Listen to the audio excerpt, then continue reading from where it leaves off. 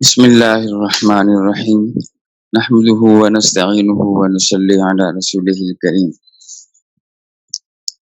آج رمضان کا 29واں روزہ ہے اور معلوم نہیں کہ کل روزہ ہوتا ہے یا نہیں۔ تو یہ اب رمضان کے آخری دن بھی ختم ہو کر یہ ایک ہی دن رہ گیا۔ اس موقع پر ہمیں کیا کرنا چاہیے؟ اپنے اعمال کی ہمیں کیسے حفاظت کرنا چاہیے۔ رمضان بھر میں جو کچھ اللہ تعالیٰ کی توفیق سے نیکیاں ہوئی ہیں، اب ان کے بارے میں دو قسم کے عمل ہونے چاہیے۔ ایک تو یہ ہے کہ آدمی اللہ تعالیٰ سے ڈرتا رہے کہ جو عمل اس نے کیے ہیں وہ اس کے اللہ تعالیٰ کے ہاں قبول بھی ہو جائیں، کہ جو عمل اس نے کیے ہیں وہ اللہ تعالیٰ کے ہاں قبول بھی ہو جائیں۔ صحابہ کرام رضی اللہ عنہم اجمعین ساری رات عبادت میں گزارتے تھے اور صبح استغفار کرتے تھے کہ اے اللہ کہ ہماری عبادت میں جو کچھ کمی کوتاہی ہوئی اس کو معاف فرما دیں اور ہماری اس عبادت کو قبول فرما لیں۔ تو اللہ سے ڈرنا کہ کہیں ایسا نہ ہو کہ ہمارا کوئی عمل اللہ کے ہاں مردود ہو جائے۔ کافروں کے بارے میں اللہ تعالیٰ نے قرآن میں بیان فرمایا ہے کہ کافر یہ سمجھتے ہیں کہ اللہ کے ہاں ان کے لیے بڑی بھلائی ہے، بڑی خیریں ہیں۔ جب کل قیامت کے دن ان کی ملاقات اللہ تعالیٰ سے ہوگی تو ان کی توقعات کے خلاف وہ ملاقات ہوگی۔ وہ سارے گمان، وہ ساری امیدیں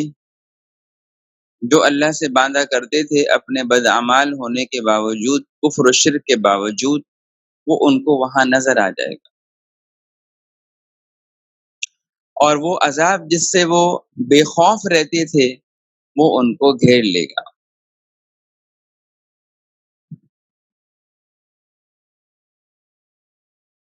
دنیا میں تو ان کو گمان تھا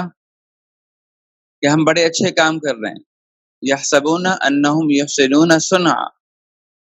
کہ وہ خیال کرتے تھے کہ ہم نے تو بڑے نیک کام کیے ہیں، مگر قیامت کے دن معلوم ہوگا کہ انہوں نے تو کچھ بھی نہیں کیا تھا۔ جس طرح ریاکار کا معاملہ ہوتا ہے کہ ریا عبادت میں جو ریاءً عبادت کرے، اللہ کے غیر کو دکھانے کے لیے، نماز کسی کو دکھانے کے لیے پڑھے، ذکر کسی کو دکھانے کے لیے کرے، روزہ کسی کو دکھانے کے لیے رکھے، لوگوں کے سامنے بار بار اظہار کرتا ہے پھر بھائی میرا روزہ ہے، بھائی میں نے یہ کر لیا، میں نے وہ کر لیا۔ جو لوگوں کو دکھانے کے لیے عبادت کرے، کل قیامت کے دن جب اللہ کے دربار میں حاضر ہوگا تو اس کی جیب ان اعمال سے خالی ہوگی جن سے وہ اپنی جیب کو پر سمجھتا تھا۔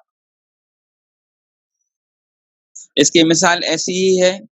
کہ جیسے ایک آدمی نے مہینے بھر کی کمائی اپنی اس جیب میں ڈال دی جو جیب پھٹی ہوئی تھی، اور بڑے اطمینان کے ساتھ، زعم کے ساتھ کسی دکان میں داخل ہوا اور اپنی ضرورت کی چیزیں خریدی، اور ضرورت کی چیزیں خریدنے کے بعد وہ کیا کر رہا ہے؟ پیسے کے لیے ہاتھ ڈال رہا ہے جیب کے اندر۔ معلوم ہوا کہ بھائی جو کچھ بھی کیا ہے، یعنی جو کچھ بھی کمائی تھی وہ تو چلی گئی، اب اس کو اس موقع پر کیسی ذلت اور کیسے خسارے، کیسی خجالت کا سامنا کرنا پڑتا ہے، اور کس پریشانی میں وہ مبتلا ہوتا ہے کہ میرا تو سارا سرمایہ برباد ہو گیا اور اب جب مجھے یہاں پیسے دینے کا موقع آئے تو کچھ بھی نہیں۔ تو اس لیے اللہ سے ڈرنا چاہیے، گھمنڈ نہیں کرنا چاہیے۔ صحابہ روتے تھے، اللہ والے جب رمضان چلا جاتا تو ان کا رونا اس پر شروع ہو جاتا کہ جو کچھ رمضان میں ہوا ہے اے اللہ آپ اس کو قبول فرما لیں، کہیں ایسا نہ ہو کہ ہمارا سارا کچھ کیا کرایا وہ پانی پھر جائے اس میں کوئی ایسی غلطی، کمی، کوتاہی ہو جائے کہ اللہ کے ہاں سے مردود ہو جائے۔ حضرت مولانا شیخ الہند رحمۃ اللہ علیہ، مولانا محمود حسن رحمۃ اللہ علیہ جب مالٹا میں اسیر ہو گئے، انگریز نے مالٹا میں ڈال دیا تھا، تو مالٹا میں اسیر وہاں قید کی زندگی گزار رہے تھے، تو جو ان کے ساتھی تھے، ان کے شاگرد ساتھ تھے، ان کی کیفیت دیکھ کر پریشان ہونے لگے۔ شیخ کے چہرے پر ایک رنگ آئے ایک رنگ جائے، عجیب بے کلی بڑی پریشانی میں مبتلا دیکھا، تو پوچھا حضرت اگر انگریز ہمیں مار دے تو ہم تو آئے اسی لیے ہیں شہادت کے لیے، پھر کیا غم ہے ہمیں شہادت؟ کوئی بات نہیں، تو پھر آپ اتنے پریشان آخر کیوں ہیں؟ تو حضرت نے فرمایا کہ بات یہ ہے کہ بعض اوقات اللہ تعالیٰ قربانی لے بھی لیتے ہیں اور اس کو قبول بھی نہیں فرماتے۔ مجھے اس سے ڈر ہے، جان جانے کا مسئلہ نہیں، ایسا نہ ہو جان بھی چلی جائے، اللہ کے ہاں قبول بھی نہ ہو۔ تو یہ عدم قبول یعنی قبول نہ ہونے کا خیال رہنا چاہیے، یہ ایمان کی علامت ہے۔ یدعوننا رغبا ورہبا، کہ اللہ کو وہ کس طرح پکارتے ہیں، امید بھی رکھتے ہیں اور خوف بھی رکھتے ہیں۔ تو اعمال پر گھمنڈ کر لینا کہ بس میں نے تو روزے رکھ لیے، میں نے تو اعمال کر لیے، میرے لیے جنت واجب ہو گئی، یہ مسلمان کا کام نہیں ہے۔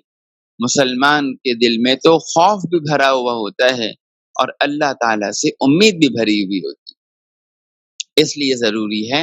ان باتوں کا ہم خیال کریں، ان باتوں کو ہم دیکھیں کہ ہم اللہ سے معافی مانگیں۔ یہ معافی مانگنے کا وقت ہے، یہ گھمنڈ کا وقت نہیں کہ ہم نے تو بھائی پورے 30 روزے رکھ لیے، ہم نے یہ کر لیا، ہم نے وہ کر لیا۔ نہیں، ہم نے جو کچھ کیا ہم سے کیا ہوتا، اللہ کی توفیق سے ہوا، بس اللہ تعالیٰ قبول فرما لیں، ہماری کسی کمی کی وجہ سے اللہ تعالیٰ ہمیں محروم نہ فرمائے۔ ایک بات تو یہ ہے۔ دوسری بات یہ ہے، دیکھیں جس طرح چور اس گھر میں آتا ہے جس گھر میں اس کو معلوم ہوتا ہے کہ یہاں مال ہوگا، اور ایمان کا چور، اعمال کا چور وہ شیطان ہے۔ رمضان سے ہماری جھولیاں بھر گئی ہیں، ان اعمال صالحہ کو اختیار کر کے ہماری جھولیاں بھر گئی ہیں، تو اب یہ چور آ کر ہمارے ان اعمال کو چرانا چاہتا ہے، اور وہ چراتا کیسے ہے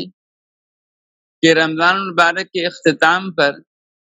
ہمیں گناہوں میں مشغول کر دیتا ہے۔ جو کچھ ہم نے کیا تھا ان گناہوں میں مشغول ہونے کی وجہ سے وہ ضائع ہو جاتا ہے، ہماری جیب کو گناہوں میں مشغول کر کے وہ پھاڑ دیتا ہے، اور وہ اعمال صالحہ جو رمضان بھر ہم کرتے چلے آئے وہ ختم ہو جاتے ہیں، جس کا نتیجہ یہ ہوتا ہے کہ رمضان کے بعد پھر ہمارا ان اعمال میں دل نہیں لگتا۔ سارا سال کبھی ہم نہیں سوچتے کہ حضور صلی اللہ علیہ وسلم پیر کو بھی روزہ رکھتے تھے، جمعرات کو بھی روزہ رکھتے تھے، اور ایام 20 کے روزے پسندیدہ ہیں، اور ذی الحجہ کے 9 دن پہلے دن سے لے کر 9 تاریخ کے روزے تک یہ روزے رکھنا بڑے ثواب کا کام ہے، بڑے ثواب کی بات ہے۔ اسی طرح مختلف روزے ہیں جن میں بڑا ثواب ہے، حضور صلی اللہ علیہ وسلم کثرت سے روزے رکھا کرتے تھے، تو ہمیں کبھی روزے کا خیال بھی نہیں آتا، ہمیں وہ نمازیں جو ہم پڑھتے چلے آئے ان میں بھی سستی کرنے لگ جاتے ہیں، وہ قرآن پاک جو ہم نے رمضان میں کھولا تھا وہ بیچارہ واپس طاق میں چلا جاتا ہے، اور اس کو جزدان میں لپیٹ کر رکھ دیا جاتا ہے کہ اگلے سال اس کی قرض صاف کریں گے۔ ہمارا جی جو اعمال میں لگ رہا تھا اور کچھ جو ہمیں اللہ تعالیٰ کی طرف توجہ حاصل ہوئی تھی وہ ختم ہوتی چلی جاتی ہے۔ گاڑی تو جب تک چلا کرتی ہے جب اس کے اندر ایندھن ہو، پیٹرول ہو، جب پیٹرول ہی نہیں ہے تو گاڑی کہاں سے چلے گی؟ جب وہ ساری نورانیت جو عمل صالحہ کی وجہ سے ہمیں حاصل ہوئی تھی، جو ایندھن تھا دین پر چلنے کے لیے، وہ ایندھن جب ختم ہو گیا تو اب کیسے ہم چلیں گے؟ اس لیے اس وقت بڑی حفاظت کی ضرورت ہے، خاص طور پہ یہ رمضان کے جو راتیں ہیں، خاص طور پہ عید کی رات کو ہم باہر چلے جاتے ہیں اور ہم سارا وقت اپنا رات میں شاپنگ کرتے ہوئے گزار دیتے ہیں۔ ارے بھائی کچھ دن پہلے بھی لیا جا سکتا ہے، کہتے ہیں نہیں جی ڈیزائن جو ہے وہ چاند رات کو ہی آتے ہیں، نئے ڈیزائن جو ہیں وہ چاند رات کو ہی آتے ہیں، تو اس چاند رات کے ڈیزائنوں کے چکر میں ہماری آنکھیں بھی خراب ہو جاتی ہیں۔ بازاروں کا ماحول کون سا اچھا ہے، وہاں جا کے تو ولی کی ولایت خطرے میں پڑ جاتی ہے، ضرورت کے علاوہ تو جانا ہی نہیں چاہیے۔ اور پھر ایسے موقع پر جب رمضان انتہا کو پہنچ رہا ہو اور ہماری جیبیں اعمال سے بھری ہوں، شیطان ہمیں مختلف چیزیں دکھا کر، مختلف چیزیں سنوا کر، مختلف کام کروا کر وہ سب کچھ ضائع کر دیتا ہے۔ اور عیدین کی راتیں، بقرہ عید کی رات، 10 ذی الحجہ کی شب یا رمضان المبارک کی اختتامی رات، پہلی شوال کی، اگر صبح عید ہے اور پہلی شوال کی جو شب ہے، حدیث میں آتا ہے کہ جو ان 2 راتوں میں جاگے گا، قیامت کے دن جس دن سارے دل مردہ ہو جائیں گے، اللہ تعالیٰ اس کے دل کو مردہ ہونے سے بچا لیں گے، اس کا دل مردہ نہیں ہوگا۔ تو یہ رات کی عبادت اللہ کو اتنی پسند ہے، یہ لیلۃ الجائزہ ہے، یہ انعام کی رات ہے، انعام بٹنے کا موقع ہو، فرشتے انعام دینے کے منتظر ہوں، اللہ کی طرف سے عنایات و انعامات کی بارش ہو رہی ہو اور ہم گناہوں میں مشغول ہو جائیں۔ یہ اعتکاف میں بیٹھے ہوئے لوگ انتظار کرتے ہیں کہ چاند رات تو آ جائے اور جا کر ساری شاپنگ کریں، اعتکاف سے اٹھے اور سب کچھ اپنا جا کر بازاروں میں کھو کر آ گئے، اگلے دن صاف شفاف جیسے رمضان سے پہلے تھے وہی حال رمضان کے بعد بھی ہو جاتا ہے۔ اس لیے ہمیں اپنے ان ایام کی خصوصیت سے حفاظت کرنی ہے، گناہوں سے، اور عید کی رات کو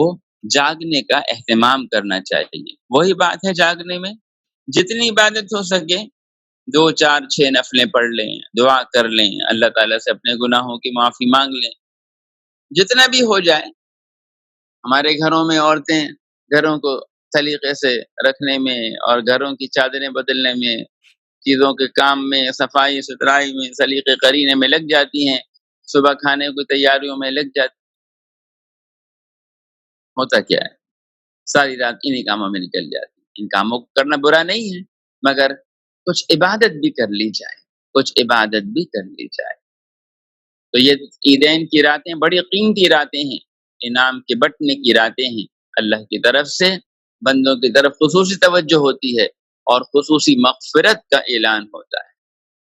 تو اس موقع پر غافل ہو جانا ایسا ہی ہے کہ مہینہ بھر کام کیا اور جب مزدوری ملنے کا موقع آیا